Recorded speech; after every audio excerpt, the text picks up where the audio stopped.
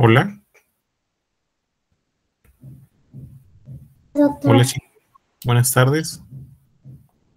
Buenas tardes, doctor. ¿Pueden ver mi Buenas pantalla? tardes, doctor. Sí, doctor. Sí, doctor.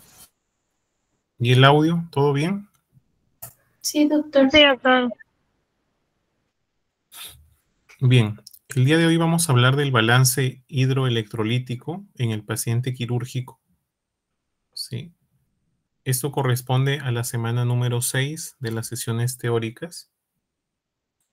Con el doctor Guamán van a hablar de obstrucción intestinal. En la semana 7 vamos a hablar acerca de la atención del paciente quemado. Y en la semana 8 vamos a hablar acerca del cáncer de estómago. ¿Sí? Bien, entonces vamos a avanzar con este tema, balance hidroelectrolítico en el paciente quemado, en el paciente quirúrgico. Vamos a iniciar esta sesión con algunos datos, ¿no?, obtenidos, ¿no?, de este texto, Fundamentos de Cirugía General, el cual hace hincapié en el agua y los solutos, ¿no?, que son términos que ustedes ya conocen, los cuales se hacen presentes, ¿no?, a través de las membranas celulares, ya que las atraviesan de forma activa y en otras veces de forma pasiva. Las concentraciones de líquidos y electrolitos van a ser necesarias para que ocurra el metabolismo celular y va a tratarse siempre de buscar un equilibrio, ¿no? Y estos equilibrios se ven afectados por diferentes tensiones que pueden ser producto del trauma, de la cirugía o de condiciones, ¿no?, que llevan al paciente a estar en alguna unidad crítica, ¿no? El estado hidroelectrolítico de un paciente afecta a todos sus sistemas.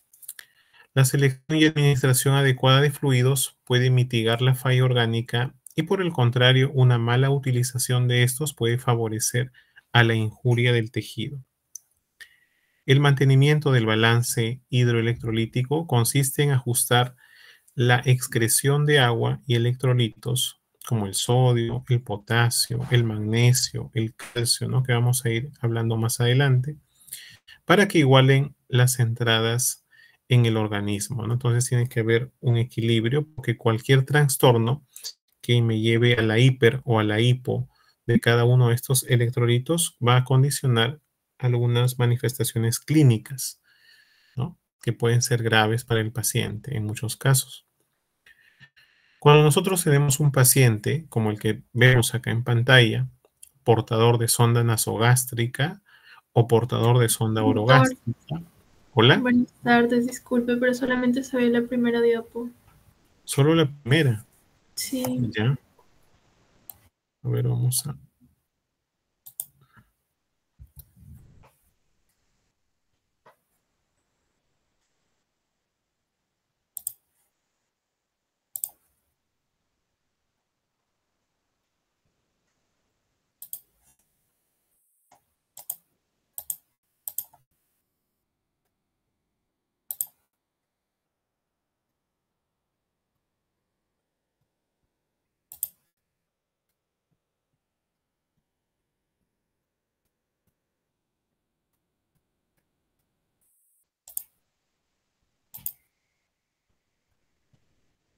Hola, ¿se ve ahí? Se ve el Meet.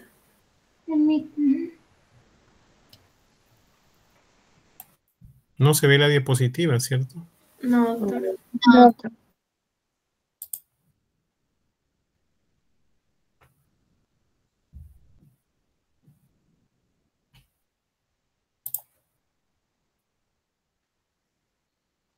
En compartir pantalla completa, doctor.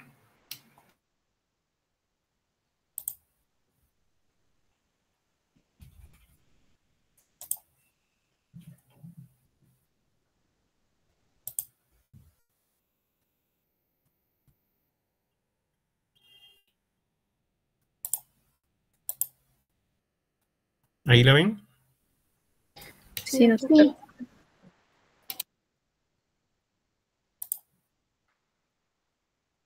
¿Y ahí? Sí. Ahí sí se ve completo.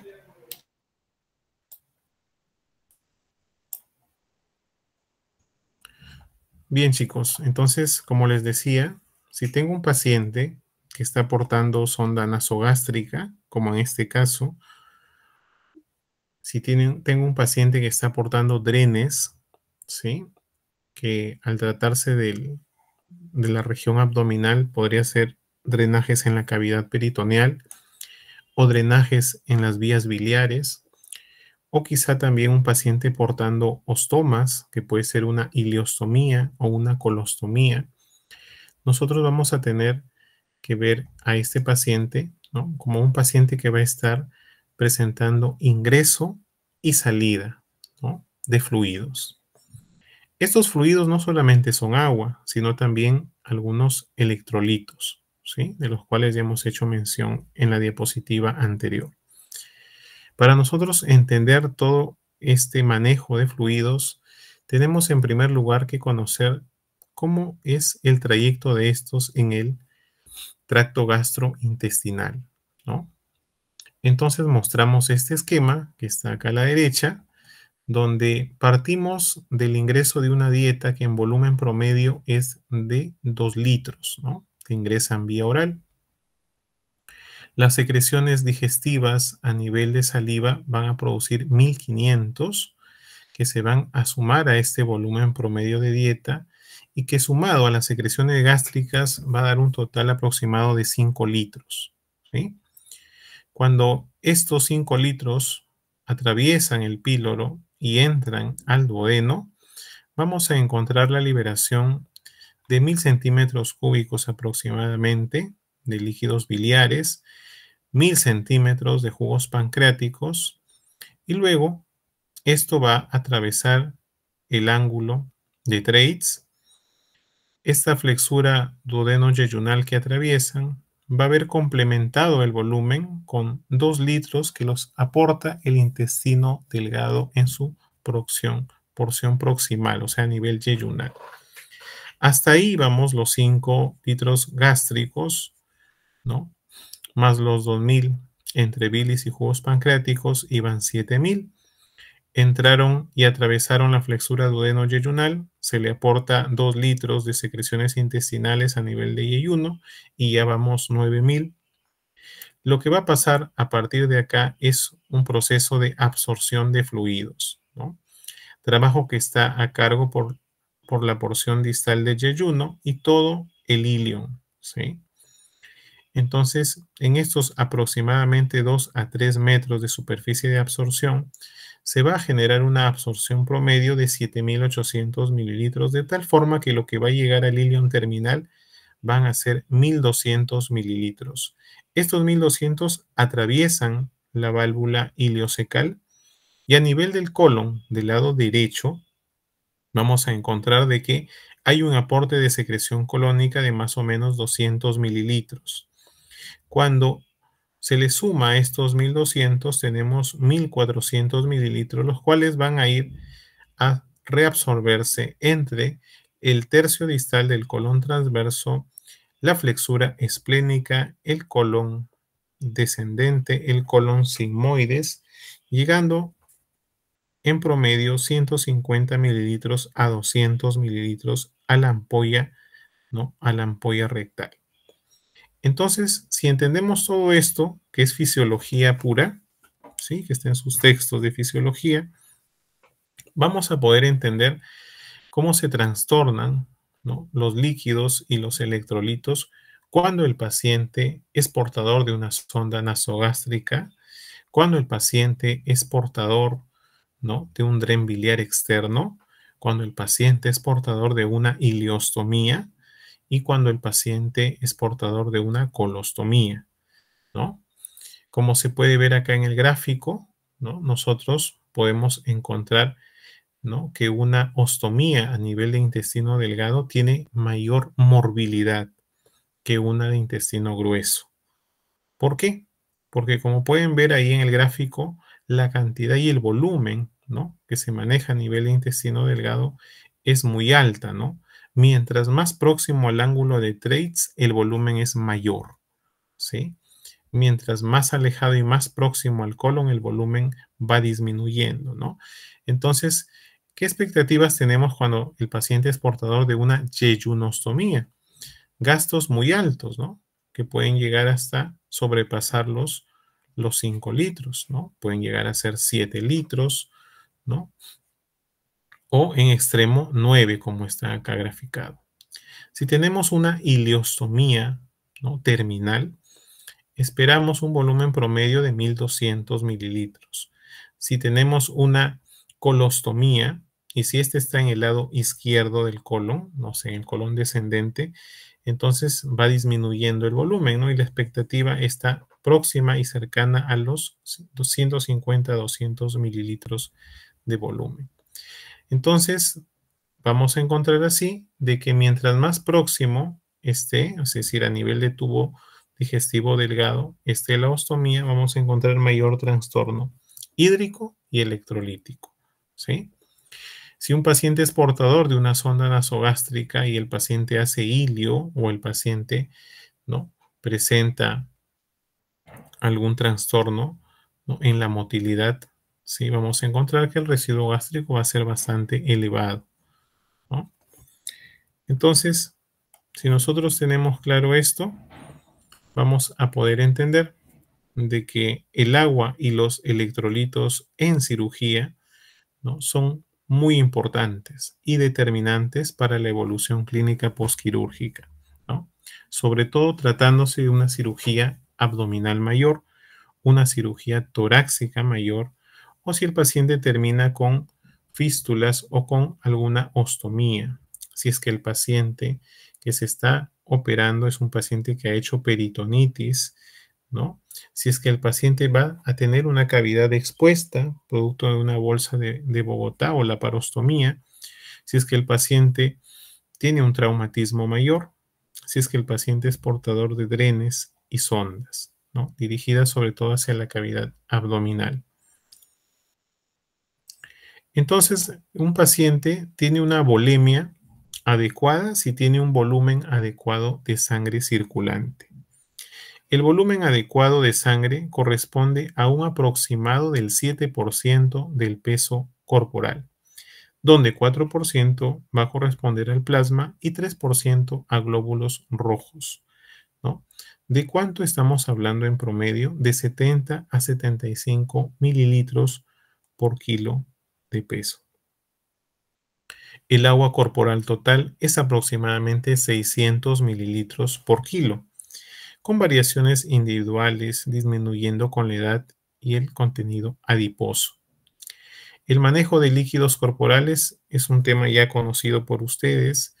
Sabemos de que alrededor del 60% de nuestro peso corporal es agua, y de este 60%, 40%, ¿no?, corresponde al intracelular y 20% al extracelular. Y de este extracelular, dentro del 20% dividimos dos grupos. Uno en el cual el 15% va a corresponder al intersticio y el 5% del 20% vamos a ver de qué corresponde al extracelular. Vamos a encontrar de que un paciente que está normovolémico, ¿no?, es un paciente que va a tener una presión arterial y frecuencia cardíaca en rango de valor normal. Nosotros vamos a encontrar algunos parámetros muy sensibles, sobre todo en las áreas críticas, para ver si es que el paciente está bien perfundido. Uno de ellos es la medición, ¿no?, de la presión en la vena cava o la medición de la presión en la aurícula derecha, ¿no?, cuyos rangos están ahí en pantalla. El volumen y la densidad urinaria también es otro parámetro que nos ayuda a buscar normovolemia en los pacientes. Si es que el paciente tiene más, ¿no?, más de 30 kilos, tenemos una expectativa, ¿no?, en cuanto a flujo urinario que oscila de 1 a 2 mililitros por kilo por hora, ¿no? Vamos a encontrar también de que hay algunos parámetros que pueden estar medidos en estos rangos, como el volumen de líquido intracelular, que oscila de 400 a 450 mililitros por kilo, El volumen de líquido extracelular, que va de 150 a 200 mililitros por kilo.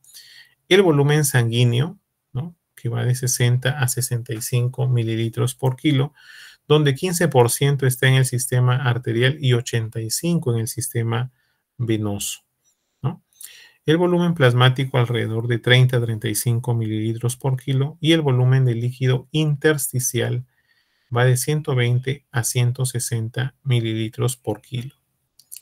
Vamos a encontrar que en forma general para los pacientes estables los requerimientos diarios van a oscilar entre 30 a 50 mililitros por kilo por día, ¿no? Con un término medio de 40 mililitros por kilo por día. Los requerimientos diarios de agua pueden calcularse mediante la regla del 4-2-1, ¿no? Vamos a encontrar acá 4 mililitros por kilo por hora, ¿no?, en los primeros 10 kilos de peso, 2 mililitros kilo hora en los siguientes 10 kilos de peso y 1 mililitro kilo hora en el resto, ¿no?, del peso. Vamos a encontrar que este es el rango de aporte por hora, ¿no? Es proporcional y equivalente, ¿no?, a el cálculo que se hace por día, como pueden ver ahí en pantalla. Hablamos de algunos términos, ¿no?, que se hacen constar en la hoja de balance, ¿no? ¿Cuáles son los términos? Pérdidas sensibles y pérdidas insensibles. Las sensibles, ¿no?, son aquellas que se dan a través del sistema digestivo, urinario, a través de la diaforesis. Y las pérdidas insensibles, ¿no?, por el sistema respiratorio y la piel. En relación a las pérdidas sensibles, vamos a encontrar, ¿no?, de que por heces se pierde aproximadamente 100 mililitros por día. Otros textos nos hablan de hasta 150 mililitros por día. Las pérdidas urinarias van a estar en rango de flujo de tal forma que se miden entre 0.5 y 1 mililitro por kilo por hora de flujo urinario, ¿no?, categorizado como valor normal si es que está en este rango, ¿no? Si tiene menos de 0.5, está en estado de oliguria. Y si llega a 0.2, en estado de anuria. Bien, vamos a ver también de que a través del sudor se pierde una cantidad de agua variable en un rango de 1 a 2 litros por día, ¿no? En la mayoría de los pacientes ingresados hasta 1 litro por hora en situaciones de ejercicio máximo. En relación a las pérdidas insensibles de agua son de 25 a 30% del total, ¿no? Mediante la respiración se elimina alrededor de 5 mililitros por kilo por día, variando según la humedad del gas inspirado, el volumen minuto y la temperatura corporal. Las pérdidas cutáneas representan también un valor aproximado de 5 mililitros por kilo por día. Luego tenemos este gráfico, ¿no?, que nos proyectan en relación a los electrolitos que predominan en el espacio intravascular, en el espacio intersticial y en el intracelular, ¿no?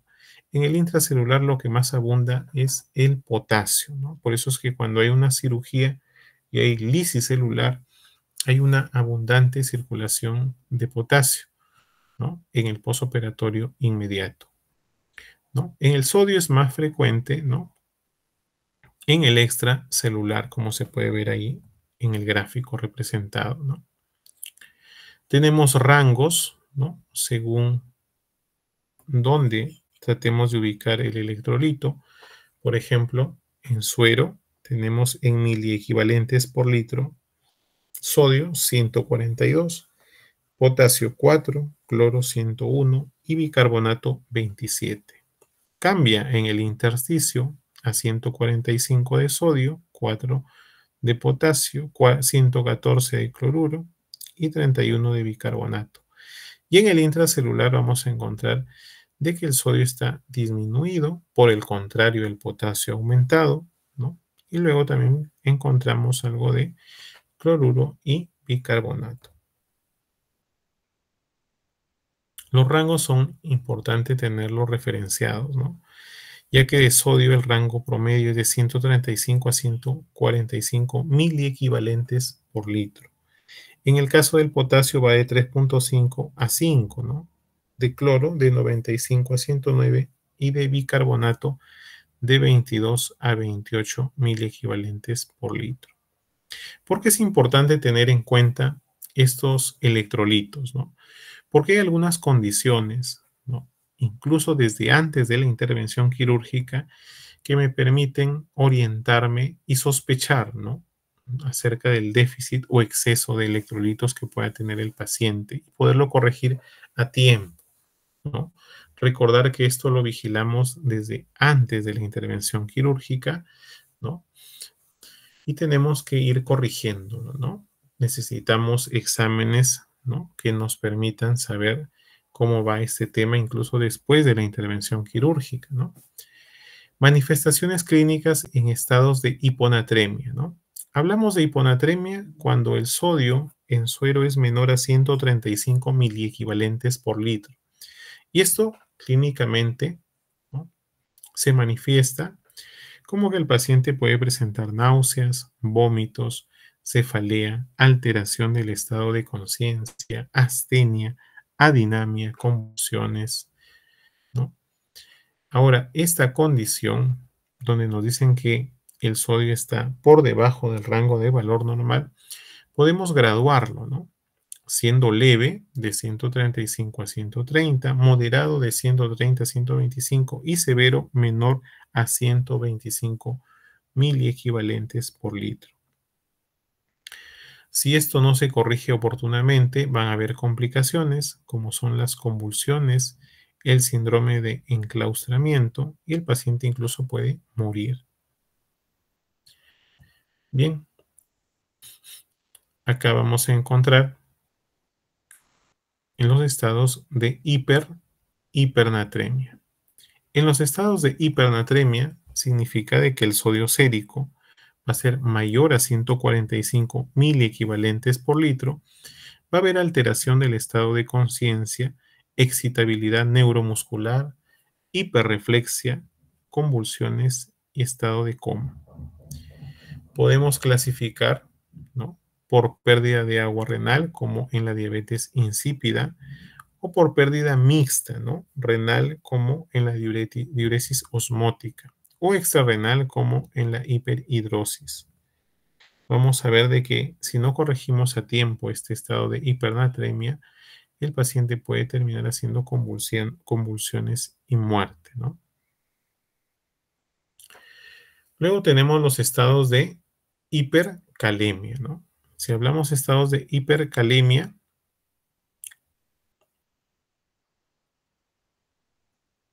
también tendremos un estado de hipocalemia. Si hablamos del estado de hipocalemia, hablamos de un potasio, ¿no? Que está por debajo de 3.5 miliequivalentes por litro. Clínicamente se manifiesta con problemas cardíacos, neuromusculares, fundamentalmente debido a la hiperpolarización de la membrana celular, que termina desencadenando arritmias, debilidad muscular y parálisis. Esta puede ser leve, puede ser moderada, puede ser severa, ¿no? Si este potasio está por debajo de 2.5, ¿no? Y puede generar complicaciones como el ilio, ¿no? Muy frecuente, ¿no? El ilio, sobre todo en el estado y condición del postquirúrgico, ¿no? A veces hacen ilios prolongados los pacientes, ¿no? Que pareciera que estuvieran obstruidos después de la intervención quirúrgica. Puede desencadenarse en arritmias cardíacas e incluso el paciente puede terminar muriendo. En los estados de hipercalemia va a haber parestesias, fasciculaciones en las extremidades. Es un potasio que está por encima de 5 miliequivalentes por litro, ¿no? Y si la condición es severa es porque está por encima de 6.5. ¿Qué complicaciones puede haber? Parálisis flácida, ¿no?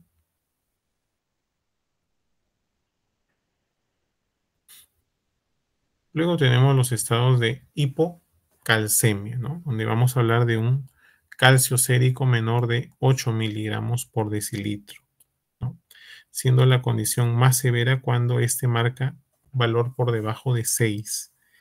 Clínicamente vamos a encontrar el signo de Chebostek, ¿no? Que es un espasmo facial, ¿no? Especialmente en la comisura labial al percutir el nervio facial. El signo de Trousseau, espasmo muy doloroso en el carpo al aumentar la presión del manguito de tensión arterial. Vamos a poder encontrar en el paciente opistótonos, tetania, convulsiones focales o generalizadas también, ¿no? Y cuando se complica, hacen convulsiones y muerte.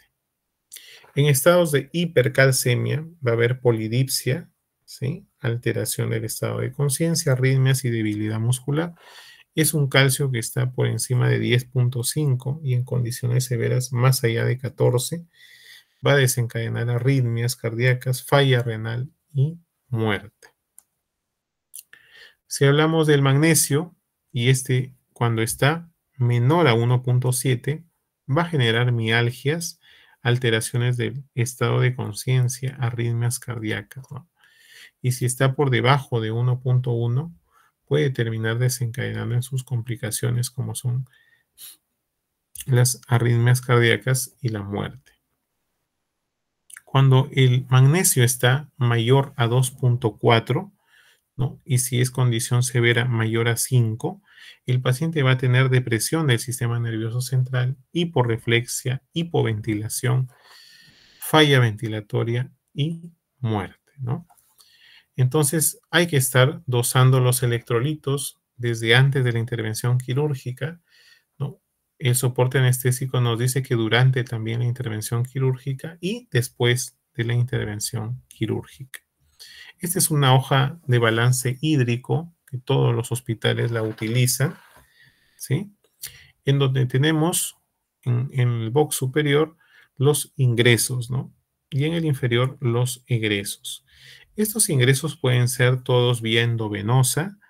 A veces también el paciente tiene aporte a través de vía oral, ¿no? O lo están alimentando, ¿no? Vamos a encontrar la presencia también acá del agua metabólica. Y endovenoso vamos a encontrar todos los productos que se estén administrando al paciente, ¿no? Los cristaloides como el cloruro, ¿no? Tenemos dextrosa, solución polielectrolítica, ¿no? Manitol y transfusión de algún hemoderivado. Todos están inmersos en el rubro de ingresos. Y en egresos tenemos que el paciente ha presentado algún sangrado, ¿no? Vómitos, ¿no? Los drenes, las heces a través de las ostomías, bilis a través de los drenajes biliares externos, diuresis y las pérdidas insensibles. ¿Qué debemos encontrar idealmente en este formato? De que exista un equilibrio, ¿no? Entre los ingresos y los egresos. Si es que hay este equilibrio, significa que el paciente va a estar en homeostasis, de que sus heridas, sus reparaciones van a cerrar apropiadamente, ¿no? De no ser así, de estar el balance muy positivo, significa que van a estar edematizados sus tejidos y con alto riesgo de dehiscencia. Y si es que están hipoperfundidos, que es lo contrario, ¿no? No llega un adecuado flujo, ¿sí? Entonces vamos a encontrar también de que el paciente tiene riesgo de que sus reparaciones fracasen, se tornen dehiscentes, se abran, se necrosen, ¿no? Y es un paciente que va a estar hipoperfundido.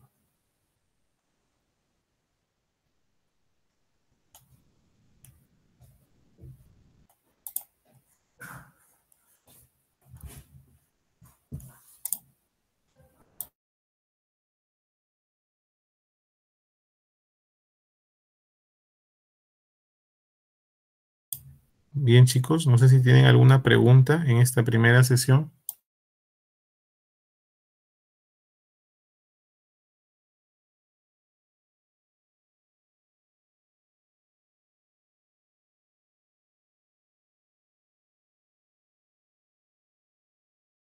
No, doctor.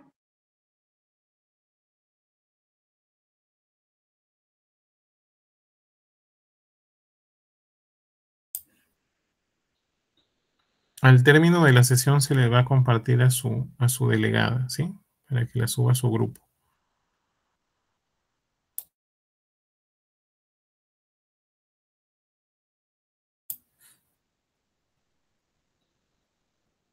Doctor, sobre las exposiciones sería después de clase, ¿verdad? Sí, voy a proyectar otra presentación. Ya, doctor, A muchas ver. gracias.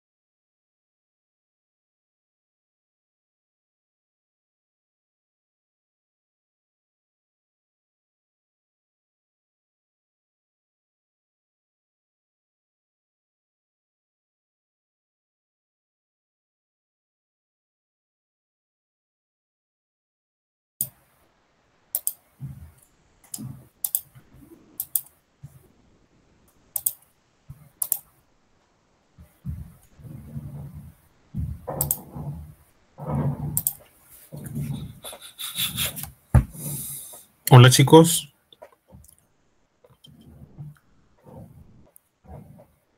Sí, doctor. ¿Se ve y se escucha? Sí, doctor. Sí, doctor. Bien, chicos. En esta semana se habla de obstrucción intestinal, de balance hidroelectrolítico, ¿no? Y como complemento, también vamos a revisar ostomías, ¿sí? Que ustedes han podido ver en sus rotaciones, ¿no? Básicamente, las indicaciones y la técnica quirúrgica para su diseño. Tenemos ahí a un personaje conocido a nivel mundial, que es el doctor Cruziti. Fue conocido porque él atendió, ¿no?, la intervención quirúrgica de cirugía de trauma del Papa Juan Pablo II. Entonces, este personaje, ¿no?, utilizó la ostomía como una estrategia quirúrgica, ¿no?, para salvarle la vida a Juan Pablo II. En el contenido de esta presentación tenemos la parte introductoria, las indicaciones, los tipos de ostomía, la preparación para el ostoma, la técnica quirúrgica, el abordaje, los aspectos técnicos, complicaciones, reconstrucción y las conclusiones finales, ¿no? Bien, entonces en la parte introductoria, como pueden ver ahí, ¿no?, hay cientos de personas a nivel mundial portando una ostomía, ¿no?, a tal punto que, ¿no?, vamos a encontrar el Día Mundial del Ostomizado, ¿no? Entonces, la palabra estoma se deriva del griego estomat, que significa boca, ¿no? Estos estomas gastrointestinales son conexiones artificiales del intestino a la piel, ¿sí? No es algo nuevo, ¿no? Los primeros indicios datan del siglo XVIII. Los estomas del intestino delgado se asocian más con las operaciones del siglo XX, ¿no?, para tratar afecciones intestinales, urológicas, pediátricas o hepatobiliares. Se introdujeron ostomías gástricas para descomprimir o como vía para nutrir al paciente, ¿ya? Tenemos acá el gráfico que ya lo hemos explicado en la presentación anterior.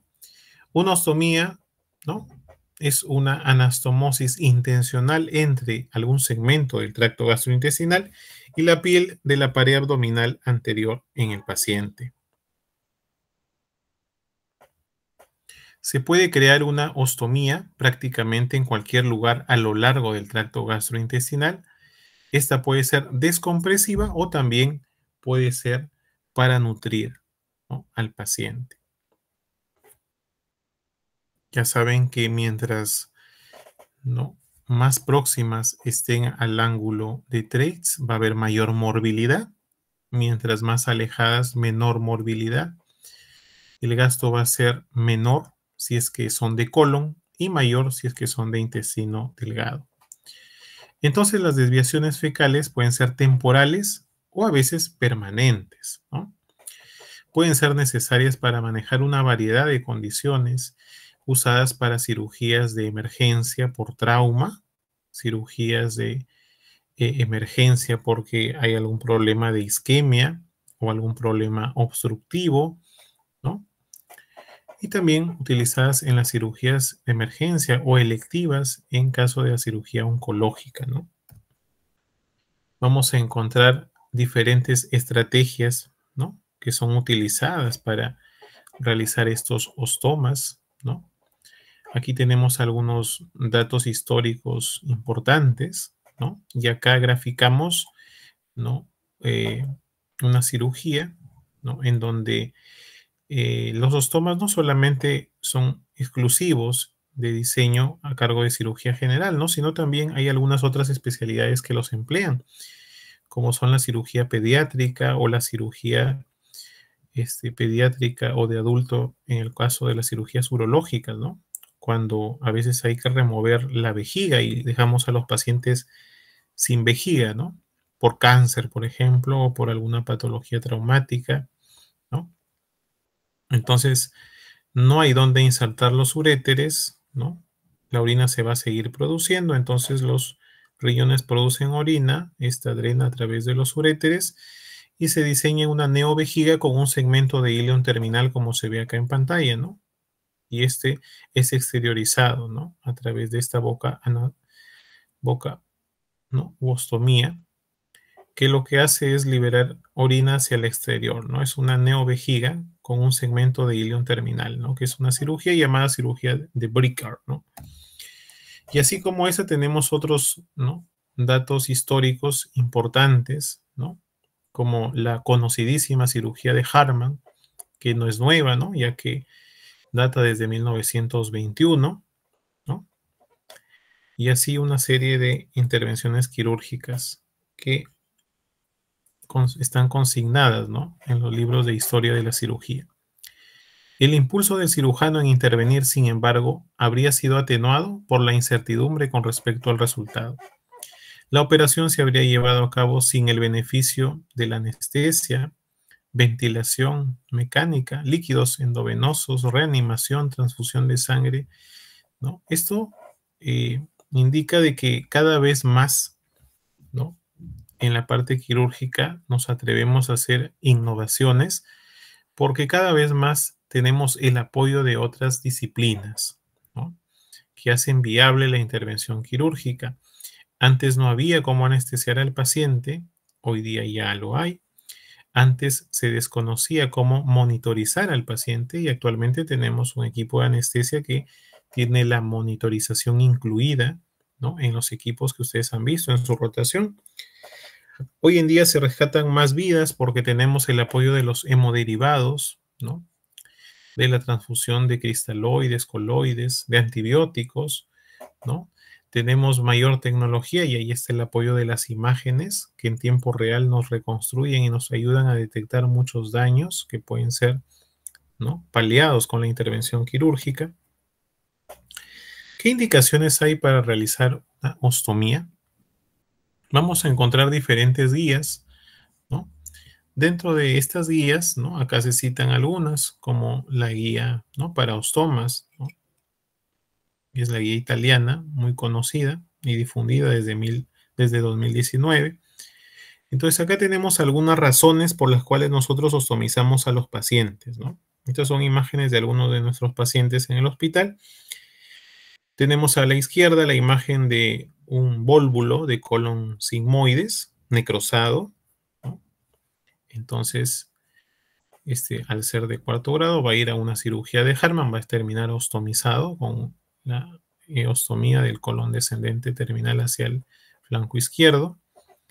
La otra imagen nos muestra y hace evidente una zona traumatizada, ¿no? En la parte anorrectal, en el periné.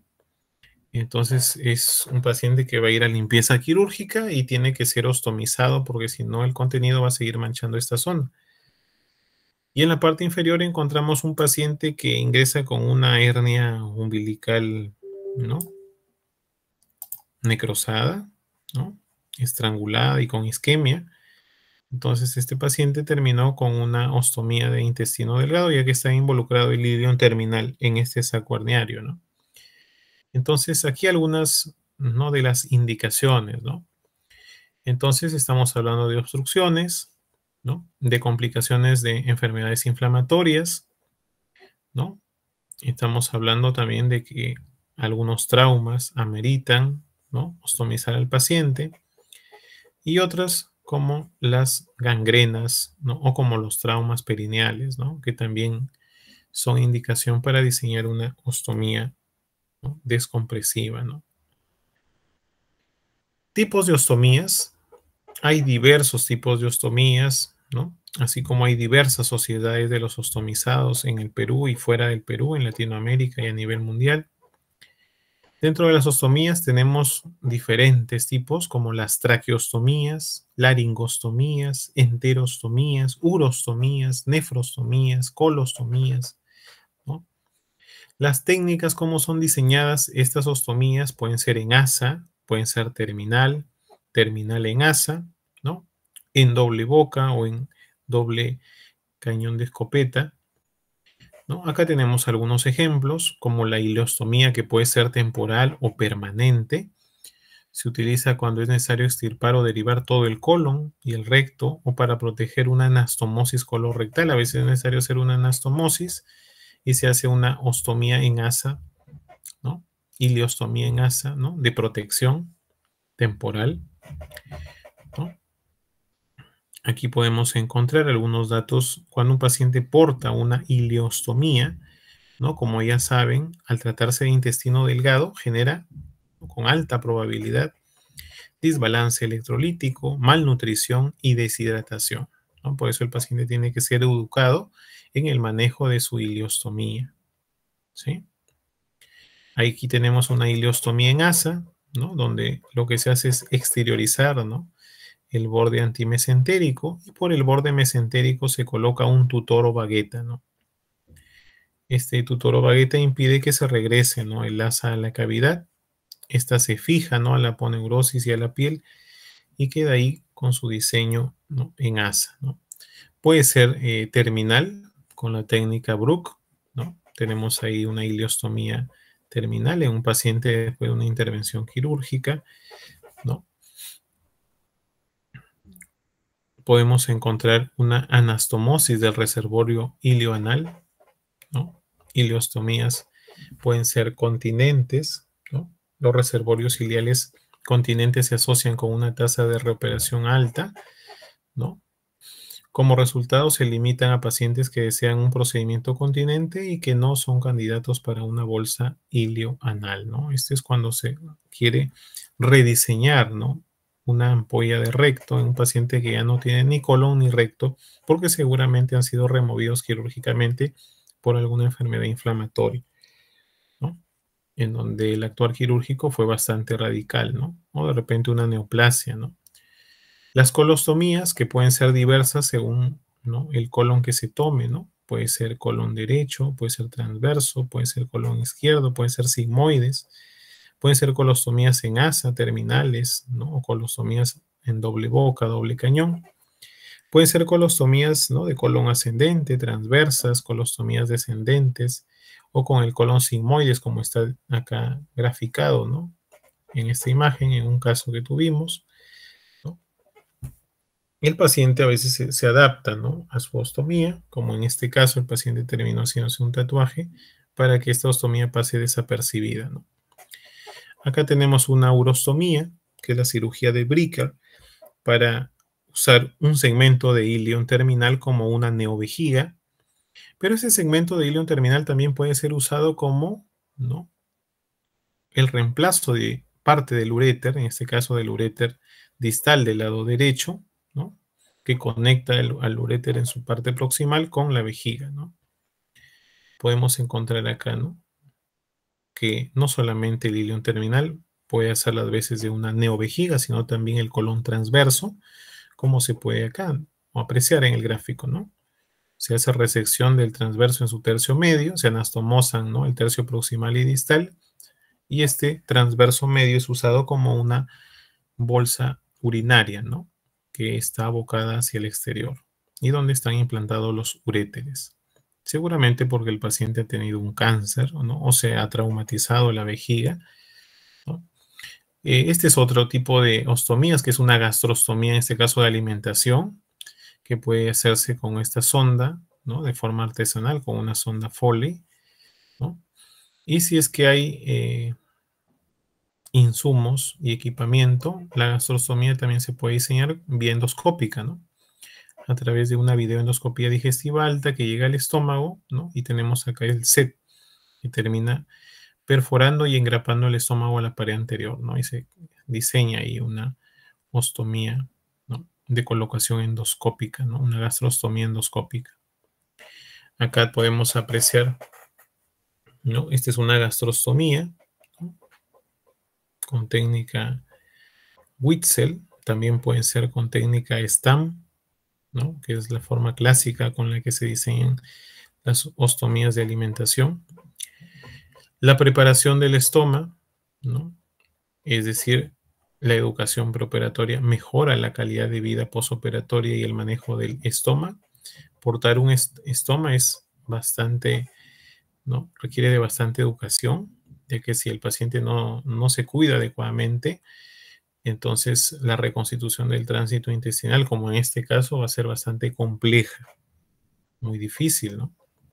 Por eso hay que saber dónde colocar el estoma y también cómo orientar al paciente, ¿no?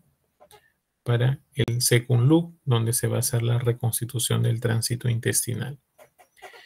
Bien, entonces acá tenemos, ¿no?, cómo se va a diseñar un estoma, ¿no?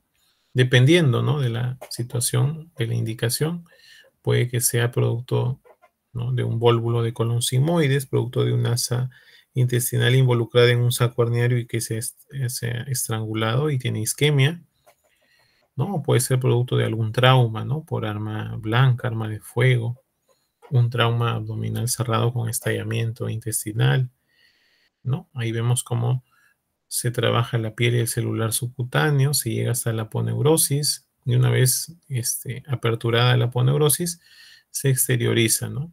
En este caso el ostoma terminal y el muñón distal es cerrado, ¿no? Y ahí tenemos un ejemplo de una cirugía de Hartmann, ¿no?, donde ha habido resección de sigmoides, cierre, ¿no?, del recto superior en el muñón distal, y tenemos ahí la maduración o abocamiento del colon descendente hacia el hemiabdomen izquierdo, ¿no? O también se hace el diseño de la colostomía en asa, como está acá mostrado, con su bagueta, ¿no?, para que no reingrese. Se hacen también ostomías en doble boca, con técnica Mikulicz. Y tenemos que el abordaje quirúrgico, ¿no?, puede ser con cirugía abierta, como lo es en la mayoría de pacientes, pero también se puede diseñar ostomas vía laparoscópica, ¿no? Ahí tenemos como, ¿no?, con cirugía abierta se termina diseñando el ostoma transrectal. Bien, la elección del asa para la creación del ostoma debe cumplir buena vascularización y suficiente movilización, ¿no?, para minimizar la tensión. Si el asa no está bien perfundida, se va a necrosar. Si el asa no es lo suficientemente móvil, va a estar muy tensa, ¿no?, y puede que termine invaginándose y devolviéndose a la cavidad peritoneal. Y como está abierta, termina generando un derramamiento de contenido en la cavidad, ¿no? El uso de una varilla o bagueta, ¿no?, en el caso de las ostomías en asa, ¿no?, la producción del ostoma de al menos 1 centímetro, ¿no? No existen recomendaciones para la técnica de fijación del ostoma a la fascia o para la sutura mucocutánea, ¿no? La técnica estándar indica de que tenemos que fijar a la fascia, aunque sea los 4 puntos cardinales, y luego hacemos la sutura mucocutánea, ¿no?, anclando, ¿no?, con sutura reabsorbible, ¿no?, la mucosa a la piel, ¿no? En este caso, tenemos algunas complicaciones que pueden presentarse, como este caso, ¿no?, que llegó al hospital, un paciente que tenía un prolapso, ¿no?, de ostoma, más una evisceración ostomal. Estas pueden ser inmediatas, ¿no?, dentro del primer mes, y que pasen dentro del primer mes: necrosis, hemorragia, infección, retracción, oclusión. Esta retracción, sobre todo en pacientes obesos. Tenemos complicaciones tardías como la dermatitis, ¿no?, se termina escaldando la piel alrededor del ostoma, la estenosis, ¿no?, porque de repente el agujero es muy pequeño, el prolapso, por el contrario, cuando es muy grande, ¿no?, y también la hernia paraostomal. Bien, dentro de la reconstrucción precoz de las ostomías puede reducir el número de obstrucciones intestinales, complicaciones y estancia hospitalaria, ¿no? Vamos a ver que los tiempos varían, ¿no? Cuando son cirugías de Hartmann, esperamos hasta 6 meses. Cuando son ostomías en asa, esperamos, el libro nos dice 2 semanas, pero nosotros esperamos 3 meses como mínimo. El uso de profilaxis antibiótica reduce la tasa de infecciones, ¿no?, de la herida quirúrgica. La reconstrucción se asocia, ¿no?, a morbilidad significativa, con un aumento de las complicaciones y de la mortalidad. Tenemos diferentes técnicas, puede ser abierta, puede ser laparoscópica, puede ser con cierre manual, puede ser con cierre mecánico, ¿no? Entonces acá tenemos, ¿no?, cómo se termina cerrando, ¿no?, la piel donde hubo un ostoma, ¿no? y este se termina invaginando, ¿no? Se termina invaginando. Esto es tras una reconstitución del tránsito intestinal. Bien, ¿cuáles son las conclusiones, no? Los estomas son de manejo multidisciplinario, ¿sí? Es importante, ¿no?, saber de que cirugía es quien los diseña, ¿no? O también, si es necesario, en el caso del BRICAR, el urólogo, ¿no?, en compañía del cirujano, ¿no? Pero también hay un equipo que está atrás, ¿no?, de lo que corresponde al manejo, a la educación del paciente en cuanto a cómo se debe hacerse la colocación de las bolsas de ostomía, ¿no? Cómo se debe evacuar esa bolsa de ostomía y cuándo es el momento más adecuado para la reconstitución del tránsito intestinal, ¿no? Además que hay un periodo de adaptación del paciente, ¿no?, que puede tomar de 2 a 3 meses, ¿no? El paciente al inicio, cuando tiene diseñado su ostoma, sigue yendo al baño y sigue sentándose en el water, ¿no?, creyendo que va a funcionar la evacuación vía anal, cuando en realidad se tiene que ir adaptando progresivamente a ser portador de un ostoma, ¿no? Ser cuidadoso con la técnica empleada, ya que la calidad de vida del paciente dependerá en gran parte del resultado del estoma. Tiene que estar bien diseñado, como ya se mostró, ¿no?, alejado de las protuberancias óseas, ¿no?, para que adhiera adecuadamente la bolsa, ¿no? Si no, va a estar constantemente derramándose y generando dermatitis paraostomal. Y la capacitación permanente para poder hacer frente a las complicaciones y sobre todo prevenirlas, ¿no? Diseñando un buen ostoma se previenen complicaciones. Bien, chicos, esta es la segunda presentación. No sé si tienen alguna pregunta.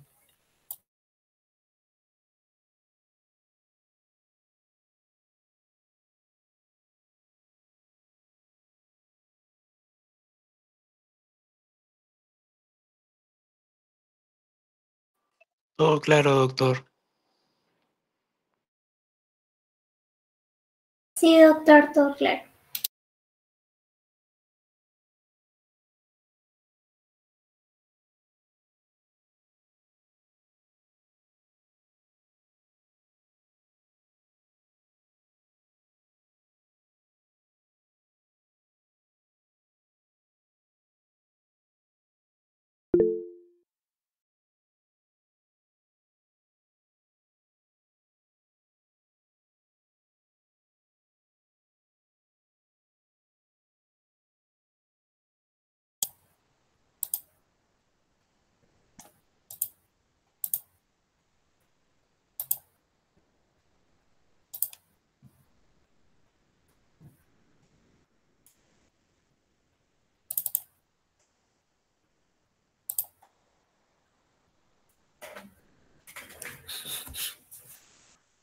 Bien, vamos a proyectar la presentación de la atención del paciente quemado, ¿sí? De tal forma que para la siguiente sesión nos quede únicamente la presentación del paciente con cáncer de estómago, ¿sí? Y el resto de tiempo lo vamos a utilizar para que terminen de exponer su producto acreditable, ¿no? ¿Está claro? Está bien, doctor. Ujú.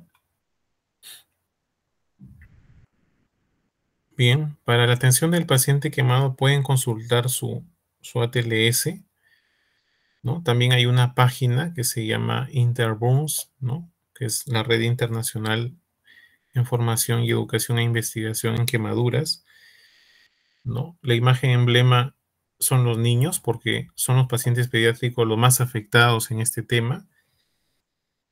Todas las estadísticas nacionales e internacionales están abocadas al paciente pediátrico, en especial para aquellos pequeños, menores de 5 años, ¿no? Entonces, la población infantil, los grandes quemados y las quemaduras solares son los que más se reporta y se estudia, ¿no?, en nuestra data nacional.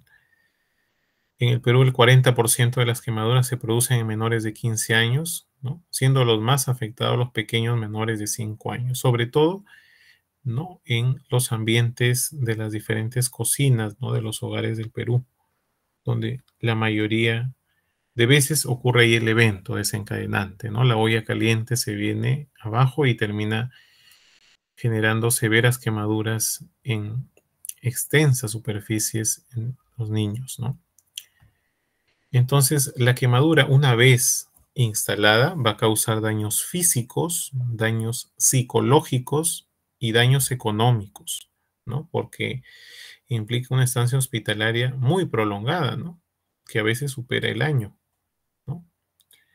Entonces, esta lesión tisular derivada del contacto por calor, por sustancias químicas o por descarga eléctrica, ¿no?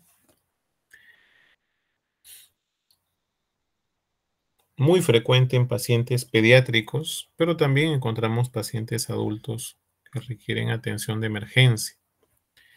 Manejar una quemadura significa, ¿no?, de que un equipo de trabajo va a estar a cargo del paciente. No un solo, ¿no?, profesional de la salud, sino un equipo de trabajo. O sea, requiere una atención multidisciplinaria. El cirujano, el nutricionista, ¿no?, el equipo de farmacia, el psiquiatra, el terapista físico, el terapista respiratorio, el asistente social, el personal de enfermería, ¿no? Frente a una quemadura, hay una respuesta local y hay una respuesta sistémica, ¿sí? Localmente, ¿qué vamos a ver? De que se configuran tres sectores, ¿sí? Un sector A o zona, ¿no?, coagulada, zona de coagulación. Un sector B o zona de éstasis. Y el más periférico, que es una zona de hiperemia, ¿no? Y hacia donde apuntan la mayor cantidad de esfuerzos para evitar que progrese y se extienda y se profundice, ¿no? Entonces vamos a encontrar de que hay una respuesta celular, hay aumento de sodio intracelular que provoca edema e hipovolemia.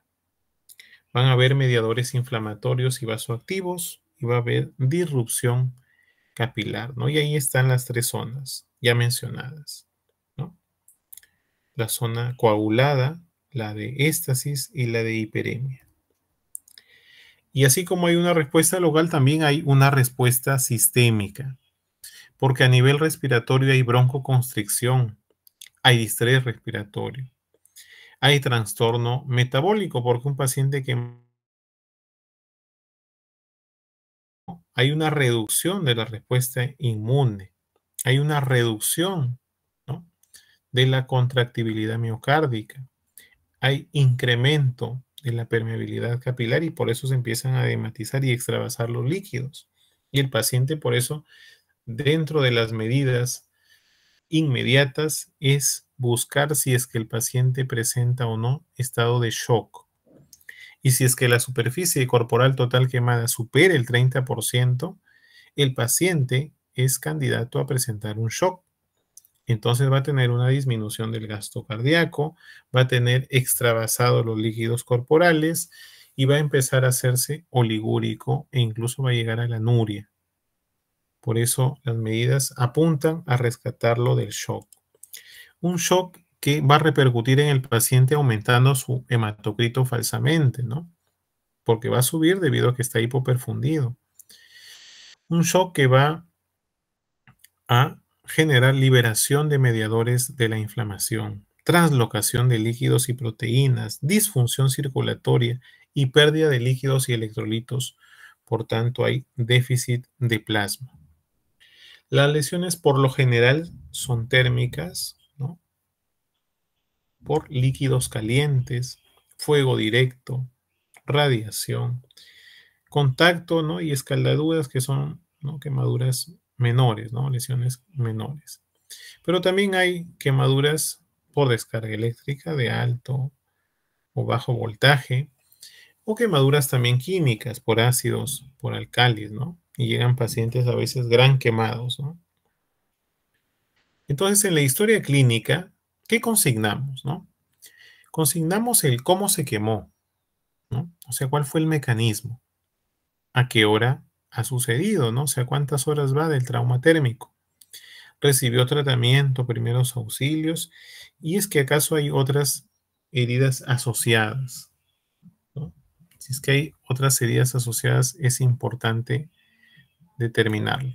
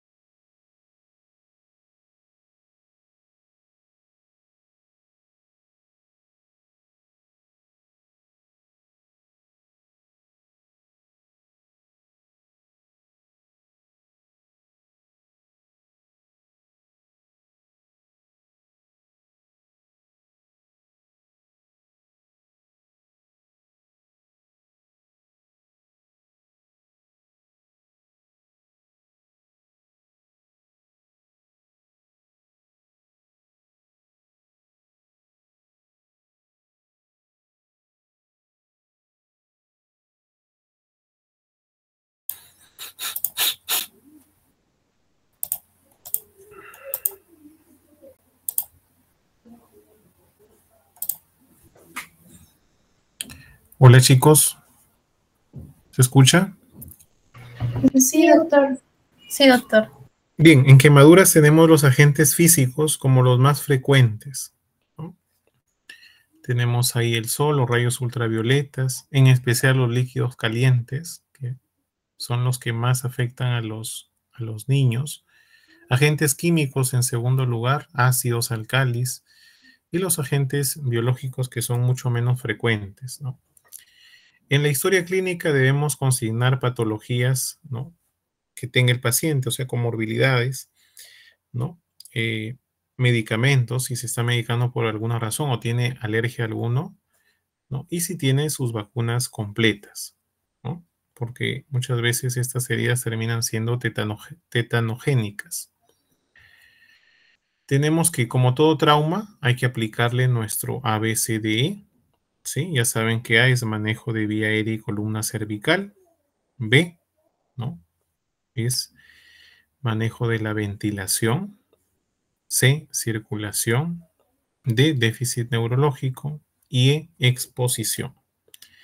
En vía aérea tenemos que constatar que esté permeable, pero detectar algunos datos, ¿no?, como que hay ceniza en la cavidad oral, como muestra la imagen, cambio de voz, esputo acarbonado y vibrisas nasales quemadas, pueden indicarnos, ¿no?, tomar la decisión de una intubación temprana, ya que si tardamos en identificar esto, a veces podría ser demasiado tarde y el paciente sería tributario de una traqueostomía, ¿no? En tema de ventilación, ¿no?, evaluación de la expansión torácica, la saturación y ver si es que está haciendo el síndrome de la escala torácica, en donde todo el tórax se pone rígido, ¿no?, como si fuera un armadillo. Entonces tendríamos que hacer fasciotomías. En tema circulatorio, valorar si es que el paciente está en estado de shock o no, cómo está su pulso, su tensión arterial, el llenado capilar, asegurar 2 vías periféricas permeables, pero lo ideal es colocar al menos, ¿no?, una vía venosa central. Valorar el deterioro neurológico, ¿no? La escala de coma de Glasgow es muy importante. Y la exposición, al tratarse de una quemadura, el paciente tenemos que exponerlo en su totalidad. Ya saben que en quemaduras 2 datos son importantes, ¿no? La extensión de la quemadura y la profundidad de esta, ¿sí? Y vamos a ver que inicialmente vamos a tratar de disipar, ¿no?, el trauma térmico irrigando la zona afectada.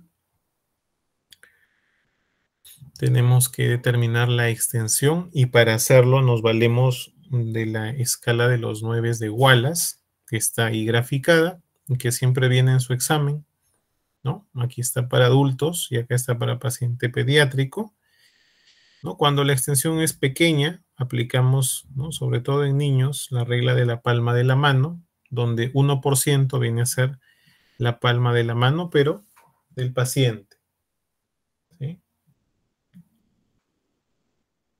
A ver, un minuto, chicos.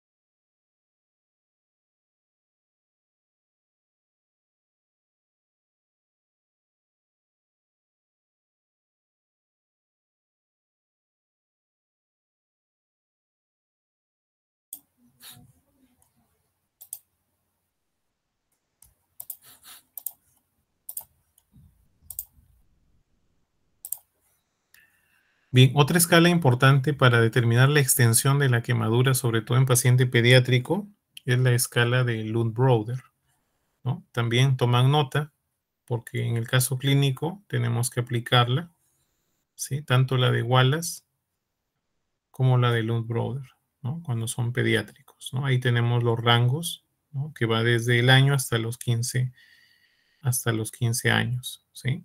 Otro dato importante a consignar en la historia es la localización de áreas críticas que pueden estar afectadas. De repente la extensión no es mucha, pero las áreas críticas tienen que estar consignadas y agravan el pronóstico, ¿no? Es decir, quemaduras en palma de manos, en rostro, en región cervical, en región mamaria, en zona genital, en la zona poplitea, en los pies, ¿sí? Dorso y planta. Bien.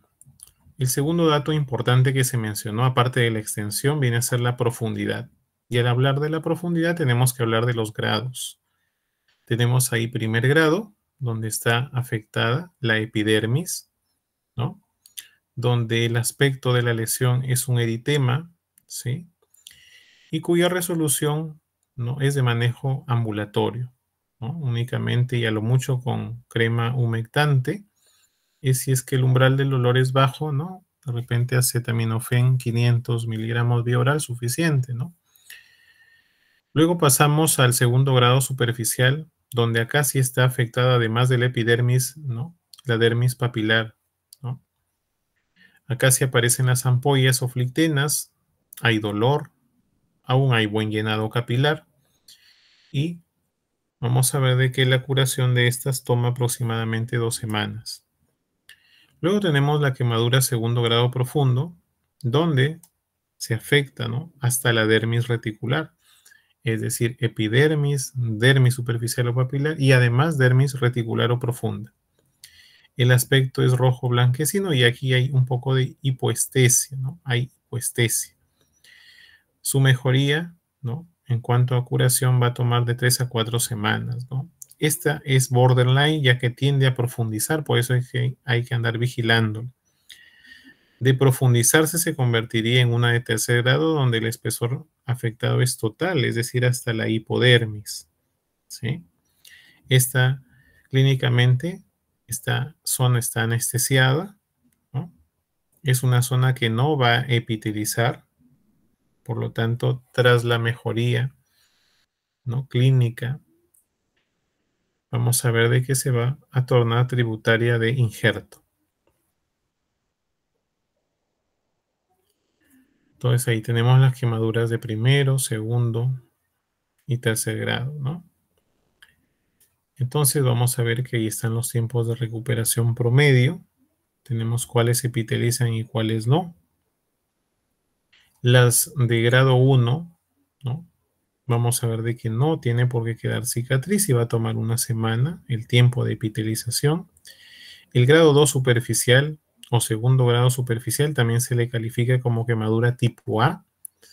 Va a tomar unos 2 semanas en promedio. La cicatrización va a dejar una mínima secuela.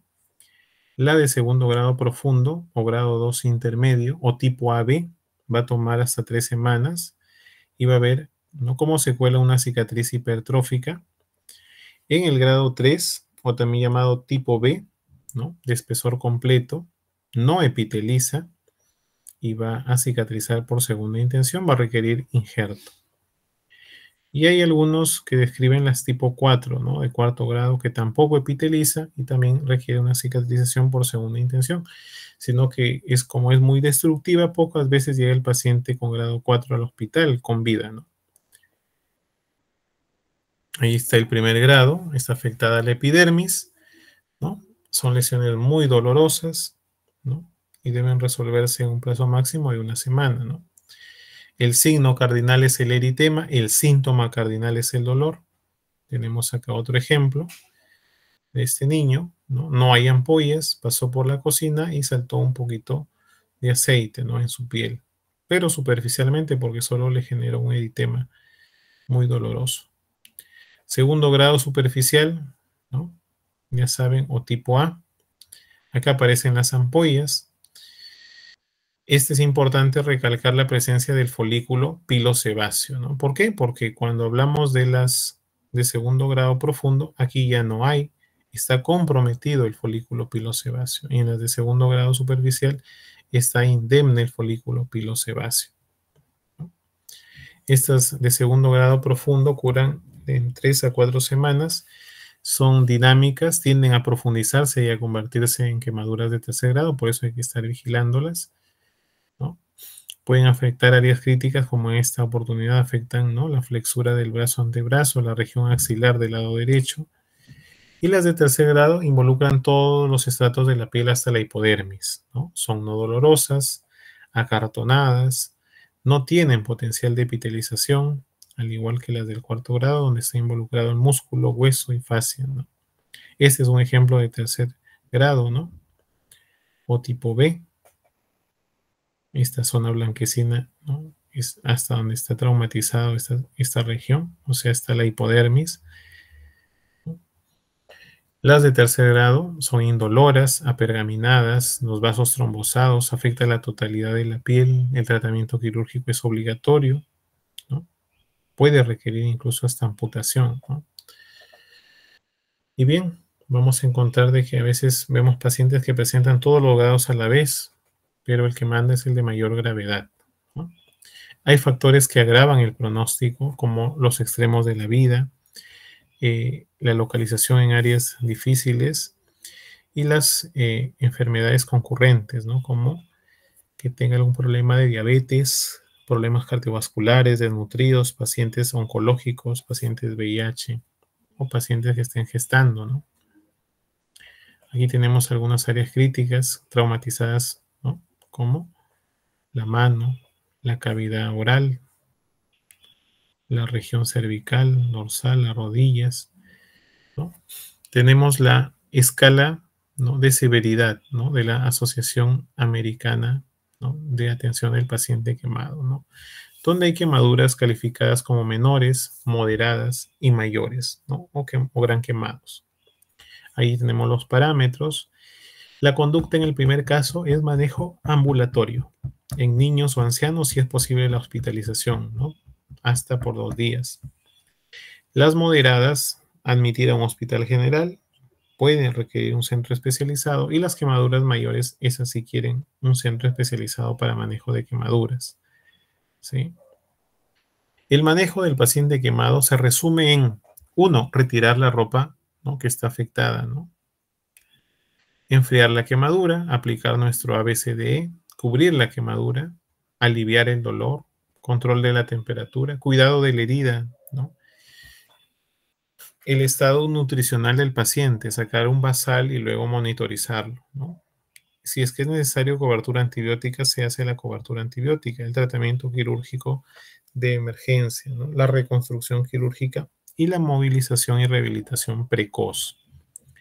Aquí tenemos, ¿no?, por ejemplo, en este de primer grado, detener el agente agresor, ¿no?, irriga por lo menos 20 minutos, ¿no?, hay que evitar la hipotermia, hay que cubrir la herida, hay que dar analgésico, ¿no? En el segundo grado superficial destaca la presencia de las ámpulas, ¿no?, o flictenas. Está aún preservado el folículo pilosebáceo, ¿no? En el segundo grado profundo ya no hay folículo pilosebáceo. Y acá tenemos algunos productos utilizados para la curación. El que más empleamos es la sulfadiazina de plata, ¿no? Amplio espectro, aplicación sin dolor, ¿no? No penetra. Entonces es la que está más al alcance de todos, ¿no? Cuando se trata de rostro, sí se opta por colocar mupirocina o bacitracina, ¿no? Segundo grado superficial, ¿no?, evitar antibióticos sistémicos, ¿no?, reevaluación permanente, ya que puede migrar, ¿no?, a profunda, y esta profunda a quemadura de tercer grado. Aquí tenemos la evolución de una quemadura, ¿no?, de espesor parcial. Se van removiendo el tejido desvitalizado, ¿no?, solas van cayendo las ampollas y va quedando la superficie ya limpia, ¿no? Segundo grado profundo tienden a profundizarse, alto riesgo de mala cicatrización. Y estas, así como la de tercer grado, pueden ser tributarias más adelante de colocación de injerto. Aquí tenemos la curación de quemaduras profundas en espesor parcial. Y cuando colocamos injertos, acá está, lo ideal es un injerto autólogo, es decir, una piel que ha sido extraída del mismo paciente de otra región corporal para darle cobertura a la zona. Tiene menos posibilidad de rechazo. Aquí tenemos el esquema de la quemadura A, AB y quemadura B. Ya saben que la quemadura B no va a epitelizar, al igual que la del cuarto grado. En las otras hay aún la expectativa, ¿no? Las quemaduras tipo A y tipo AB. Entonces, ¿qué tenemos acá? ¿No? Que cuando la superficie corporal total quemada, ¿no?, es de 10% en niños o de hasta 20% en adultos, ¿no?, tenemos todo el fluxograma de acción, ¿sí? Así como curar es importante, ¿no?, calmar el dolor es importante, hidratar es clave, ¿no? Es una de las piedras angulares del manejo del paciente quemado, ¿no? Y lo ideal sería utilizando lactato Ringer, ¿no? 2 a 4 mililitros por kilo, ¿no?, por superficie corporal total quemada. Y de ahí se distribuye, ¿no?, aplicando la fórmula de Parkland, ¿no? Dentro de las primeras 8 horas la mitad del volumen obtenido y en las siguientes 16 el otro 50%, ¿no? Ahí tenemos la fórmula de Parkland. Tenemos que ver si todo va bien y para eso nos orienta el estado de alerta del paciente, ¿no? Cómo está su piel, bien perfundida, temperatura adecuada, cómo está su flujo urinario, cuál es la frecuencia cardíaca para su rango de edad y la presión arterial sistólica. Otros parámetros también importantes, ¿no? Presión venosa central, pH, electrolitos séricos, lactato o ácido láctico dosado en AGA y el déficit de bases. Es importante proporcionarle tromboprofilaxis al paciente para evitar estados de hipercoagulabilidad. A veces tiene que estar postrado por muchos días. Los accesos vasculares son muy importantes, en especial el catéter venoso central. Colocar la sonda Foley adecuadamente. Colocación de sonda nasogástrica de posición semi-Fowler. Analgesia, sedación. Estricto control de la glucosa, inmunizaciones contra el tétanos y no utilizar antibióticos sistémicos. Una vez realizada la reanimación debe atenderse cada lesión según la profundidad, ¿no? Y ahí está cómo se empiezan a generar los injertos, ¿no?, a partir de zonas donadoras, ¿no?, para dar cobertura a las zonas traumatizadas y expuestas, ¿no?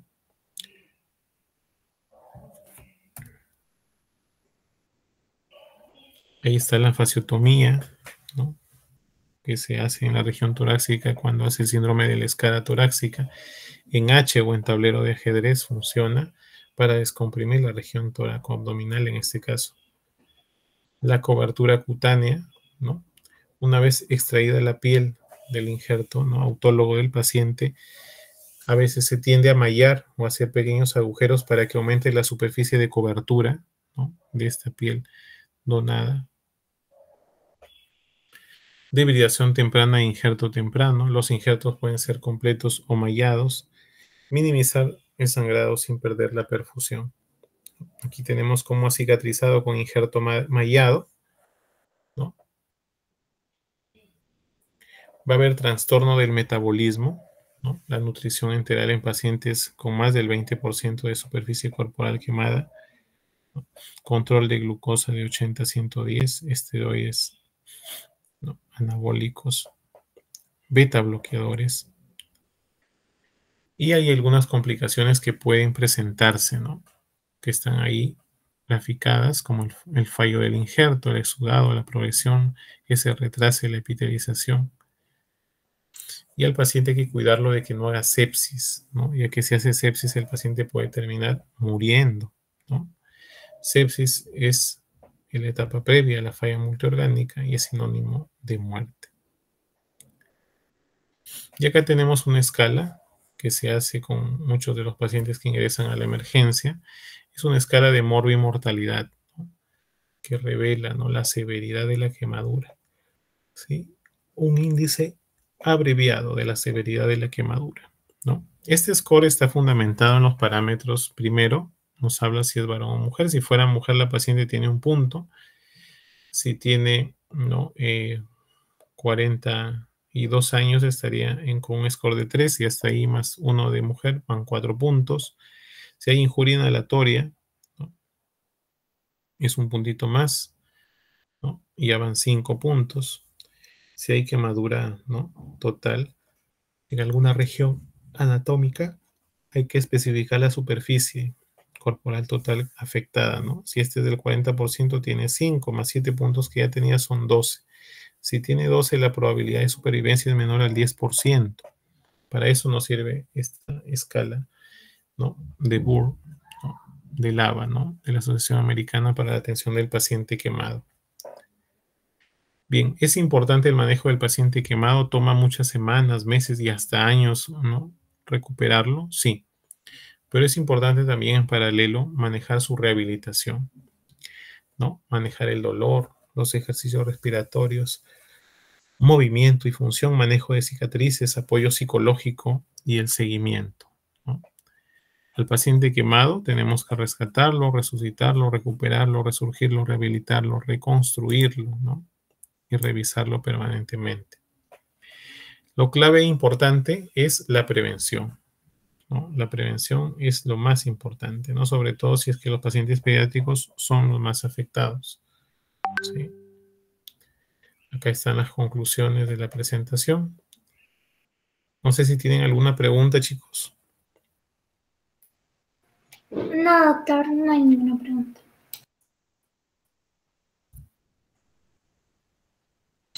Doctor, ¿iniciarían con las exposiciones?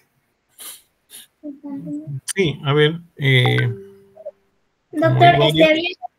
sí, habían salido 6 de la sección B. Primero era por sorteo la alumna Vanessa Torres Silva.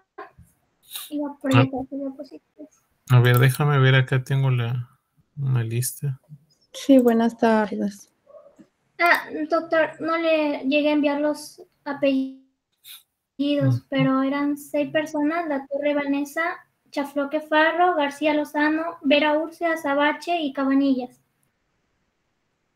A ver, vamos a la lista. ¿De qué aula? Es de la sección B. Le indiqué que habían pedido algunos voluntarios y me dijo que como 6 máximo. Y entre ellos realicé un sorteo y 6 personas salieron. Ya. ¿El apellido del primero quién es? Ya. La Torre Silva Vanessa. Ya, La Torre Silva Vanessa. Ya. Sí. Ella es la primera. Sí, doctor, es la primera. Ya, la primera. A ver.